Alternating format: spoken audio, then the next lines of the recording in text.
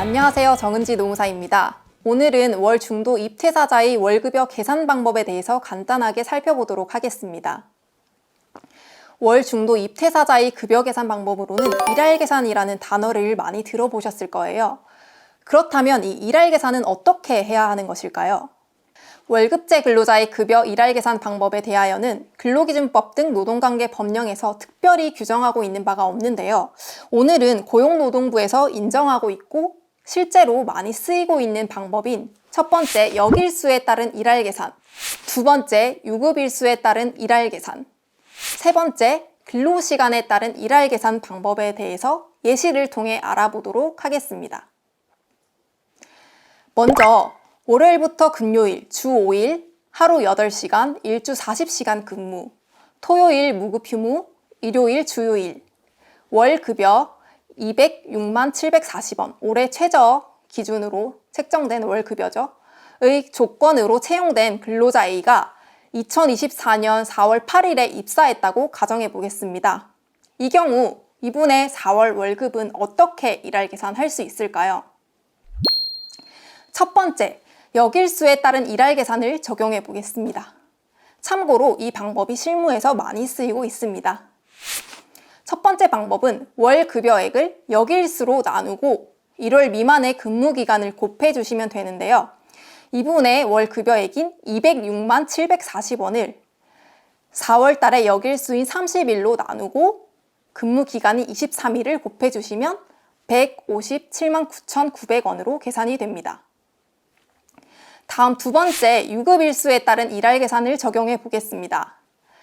해당 방법은 월 급여액을 소정근로일로 나누고 근로일수를 곱해주시면 되는데 여기서 소정근로일과 근로일수에는 근로일이 아니나 유급으로 처리되는 주휴일과 공휴일, 대체공휴일 등의 날이 포함된다고 보시면 됩니다. 이 식에 근거하여 계산을 해보면 206만 740원을 26일로 나누시고 20일을 곱해주시면 158만 5,185원으로 계산이 됩니다. 마지막 세 번째, 근로시간에 따른 일할 계산을 적용해 보겠습니다.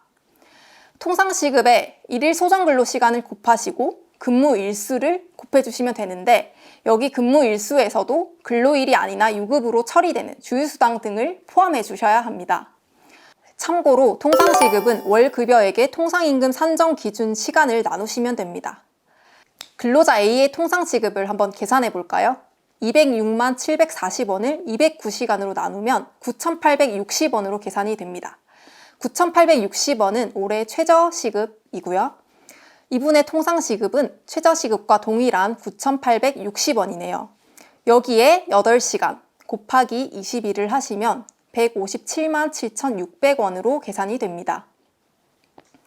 일반적으로 실무에서 첫 번째 방식으로 계산하는 경우가 많은데요. 일할 계산 시 주의하셔야 할 점이 있습니다. 바로 최저임금 미달로 인한 임금체불이 발생할 수 있기 때문인데요.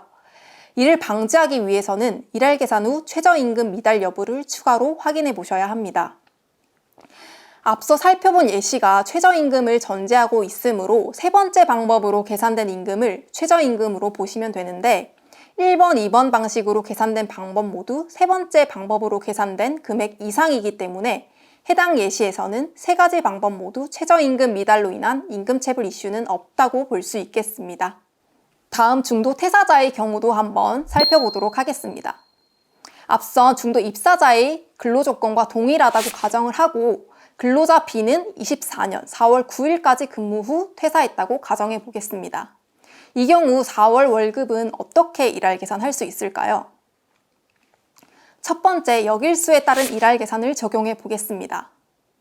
마찬가지로 월 급여액에 역일수로 나누고 1월 미만의 근무 기간을 곱해 주시면 되는데요. 206만 740원을 30일로 나누시고 9일을 곱해 주시면 되겠죠. 그렇게 계산을 하면 61만 8,222원으로 계산이 됩니다. 다음 두 번째, 유급일수에 따른 일할 계산을 적용해 보겠습니다. 월 급여액을 소정근로일로 나누고 근로일수를 곱해 주시면 되는데 마찬가지로 소정근로일과 근로일수에는 유급으로 처리되는 주휴수당, 주휴일 등이 포함이 되어야 합니다. 206만 740원을 26일로 나누고 곱하기 8일을 하시면 63만 4,074원으로 계산이 되네요. 네, 마지막 세 번째, 근로시간에 따른 일할 계산을 적용해 보겠습니다. 통상시급의 일일 소정근로시간을 곱하시고 근로일수, 마찬가지로 주일 등이 포함이 되어야겠죠. 같은 근로조건이었기 때문에 통상시급은 올해 최저시급인 9,860원을 기준으로 하시면 되겠습니다. 9,860원에다가 이분의 일일 소정근로시간이 8시간을 곱해 주시고 8일을 유급으로 일을 하셨기 때문에 8일을 곱하면 63만 1,040원으로 계산이 됩니다. 앞서 중도 입사자의 예시에서 최저임금 위반 여부를 꼭 확인하셔야 한다고 말씀을 드렸는데요. 중도 입사 예시와 달리 이번 예시에서는 1번 방식의 경우 최저임금에 미치지 못한 금액으로 계산되는 것으로 보입니다. 최저임금 위반 여부를 체크하지 않고 1번 방식으로 계산된 금액으로 임금을 지급하는 경우 임금 체불이 발생하기 때문에 주의하셔야 합니다. 이 경우 최소 3번 방식에서 계산된 금액 이상으로 지급이 되도록 하여야 합니다. 자, 오늘은 중도 입퇴사하는 경우 월급을 어떻게 계산해야 하는지에 대해서 간단하게 살펴보았는데요. 팀장님께서 질문이 있다고 하셔서 Q&A 시간을 가져보도록 하겠습니다. 안녕하세요, 노무사님. 오늘 일할 계산의 3가지 방법에 대해서 설명해 주셨는데요. 3가지 방법 외에도 근로자한테 불리하지 않는 방법이 있다면 그 방법을 적용해도 될까요? 네, 물론입니다. 앞서 살펴본 3가지 방법은 대표적으로 실무에서 많이 쓰는 방식이라 함께 살펴본 것이고, 일할 계산 방법에 대해서 법에 특별히 규정된 부분이 없기 때문에 근로자에게 불리하지 않으며 합리적 계산 방법이 있다면 그 방식을 따르셔도 됩니다. 추가로 실무에서 30일 또는 30.4일을 기준으로 일할 계산을 하는 경우도 많은데요. 역일수와 상관없이 특정 일수를 기준으로 일할 계산하는 방법으로 1년 365일을 12개월로 나누면 30.4일로 계산이 되기 때문에 평균의 개념으로 30 또는 30.4일을 기준으로 일할 계산을 하기도 합니다. 단 모든 달을 31일 기준으로 하는 것은 근로자에게 불리하기 때문에 허용되지 않는다는 부분은 기억해 두시면 좋을 것 같습니다. 일할 계산 방식에 따라 금액 차이가 있는데요. 앞서 중도 입사자 예시에서 만약 제가 3번째 방법으로 계산된 157만 7,600원을 지급받은 경우 제일 금액이 큰 2번째 방법의 금액과 약 7,500원 정도 차이가 나게 됩니다. 왠지 그 차액만큼 손해보는 느낌이 있는데요. 차액에 대해서 임금체불로 신고가 가능한가요? 네, 불가능합니다. 일할 계산 방법에 따라 약간의 차이가 나기는 합니다만 그 차이가 크지 않고 달리 불합리하여 타당성이 없다고 보기 어렵다는 노동부 판단이 있기 때문에 차액에 대한 임금체불 신고는 가능하지 않습니다. 단 최저임금에 미치지 못하는 경우 그 차액에 대해서는 임금체불 신고가 가능합니다.